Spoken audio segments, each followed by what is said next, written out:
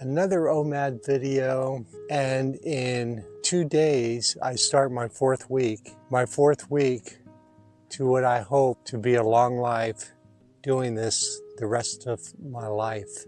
This is something I feel like I found this gold mine, and I can't believe I never knew about this.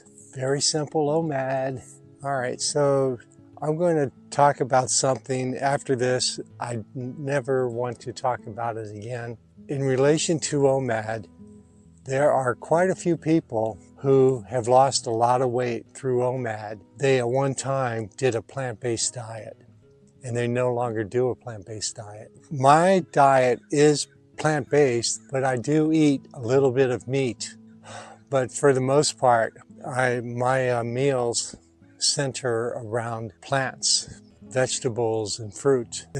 Now, one thing about a Carne diet, eating, shunning carbs, is that I don't see how you get enough fiber in your diet. How do you get fiber in your diet if you're not eating any fiber? Only fiber is in plants and fruit, vegetables. No fiber in meat. And it's peristalsis with your colon that moves the food along. So I'm guessing one thing about being on a carnivore,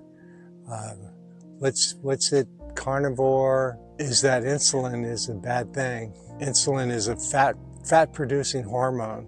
Insulin isn't a fat-producing hormone.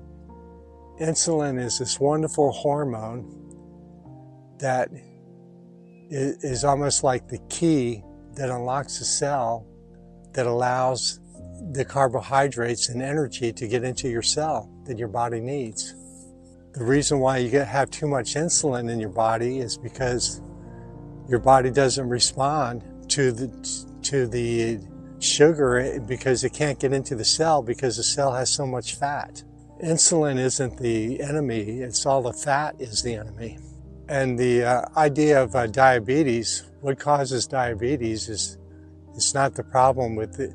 Well, for people who are type 1, the pancreas doesn't make the insulin. But otherwise, type 2 diabetics, they actually produce, type 2 diabetics, their bodies actually produce enough insulin, it just doesn't get into the cells. And people who are overweight, one of the side effects can be is a fatty liver. And with the fatty liver, it normally stores insulin, and it can't store the insulin because the liver's fat. So it's learned to prefer fat instead of insulin. So the thing about the argument between a plant-based diet and a meat-centered diet in relation to OMAD, those who eat the OMAD diet, no matter what, you're going to lose weight, and by losing weight, you're going to become way more healthy. Everybody's going to become more healthy. You can't help but become more healthy. My contention is that by eating a plant-centered diet, you are going to be healthier in the long run. I'm talking 10, 20, 30, 40, 50 years down the road. I think the liver is going to be in better shape. The kidneys will be in better shape. The bowel's going to be in better shape. The pancreas is going to be in better shape. But I think your eyes are going to be in better shape. Your heart's going to be in better shape. And one thing about vegetables, fruit especially, it's mostly all water.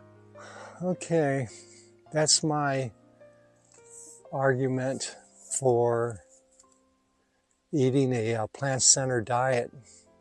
I think those who do an OMAD diet, no matter what, you're going to be healthier. You're definitely going to lose weight.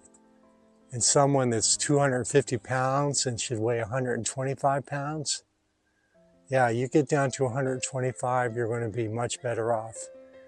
And with the OMAD diet, you can maintain it, eating basically any kind of diet if you do the OMAD. OMAD is the key.